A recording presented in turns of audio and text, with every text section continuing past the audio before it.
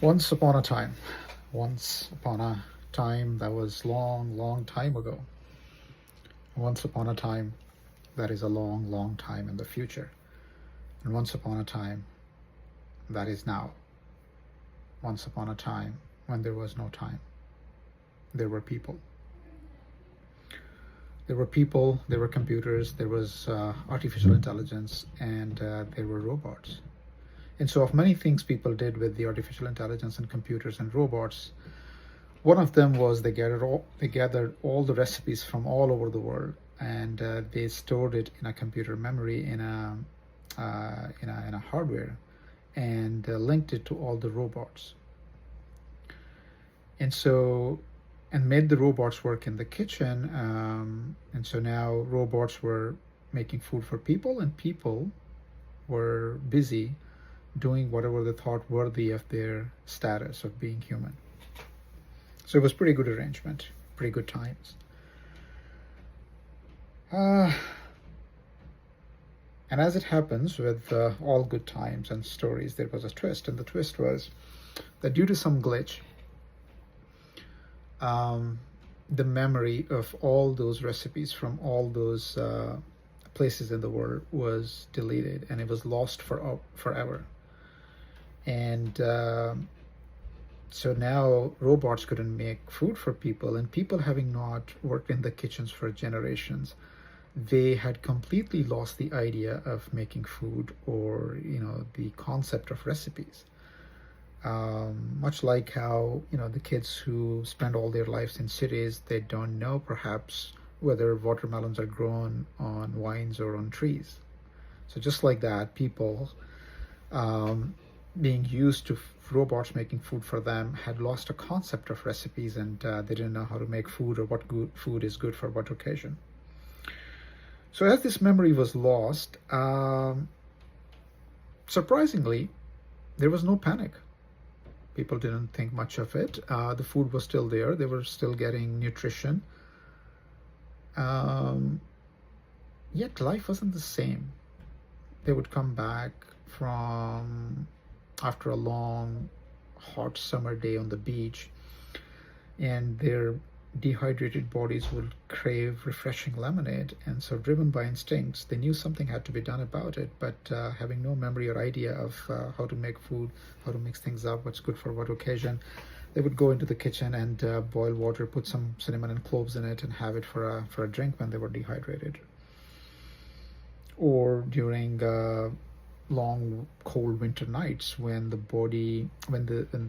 cold seems to cling to the bones, and no matter how much we crank up the heat, the cold doesn't leave our body, and so our body and our muscles and our bones, they all crave comfort food and hot soups.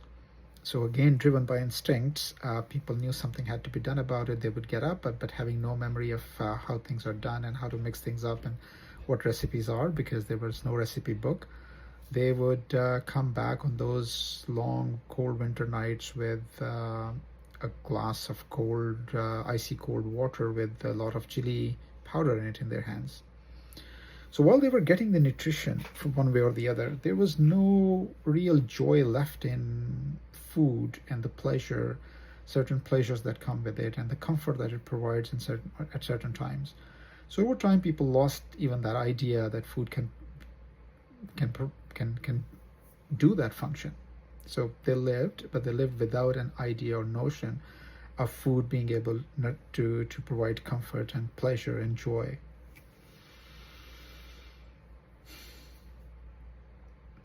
I think it's the same with stories.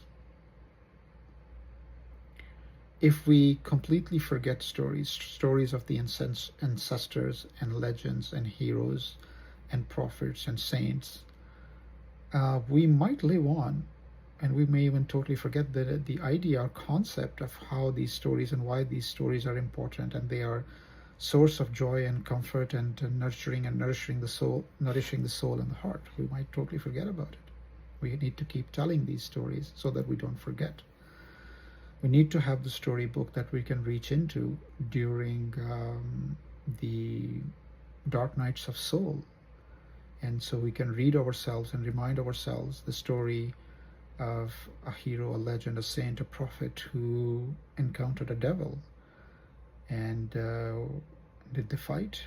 Were they petrified? Did they run away? Did they make one choice whereas they should have made the other? Were they abandoned by God? Were they redeemed? How were they redeemed?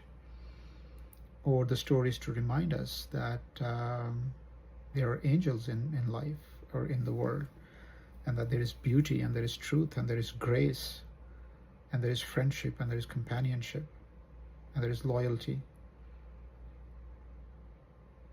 There are good things to live for. So just like on a cold, long winter night, we need to have a recipe book to reach into so that we can make ourselves comforting food and hot soup.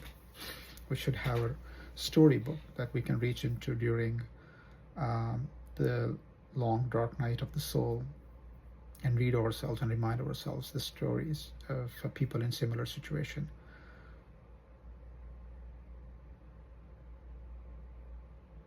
Otherwise, the joy of life will not be the same, and we will not even remember what it is like. We would not even know. We would not even have a notion of it over time. And so, as we talk about stories, although most of these stories that I'm talking about are everlasting and evergreen, but particularly this time of the year, one story that I'm reminded of today is the story of Imam Hussein. So I think, I don't know about each one of us here, but collectively, when I look out in the world, I see the dark night of ages or souls unfolding there. And so it becomes more and more important to reach into that storybook and pick a story of the Messiah who was crucified, or the or Imam Hussein who was massacred along with his family, and what their message was, and why did they make that sacrifice, and did they choose to fight, or did they choose to run, or were they petrified, or did they say one thing whereas they should have said the other, or were they redeemed, or were they abandoned by God, or was God walking with them every step of the way? We need those stories to remind ourselves, to reassure ourselves, to help us with the story of our own lives. So let's reach into the story of Imam Hussein at this time of the year again, and his companions and his family, and see what it teaches us. What choices did he have, and what did he choose over what, and why? And let's tell our kids those stories, and let's tell our kids to tell their kids those stories, so that the memory of these stories, of these heroes, of these legends, of these prophets, of these saints is not lost, and so that it could keep nurturing and nourishing and comforting us during the dark nights of the soul.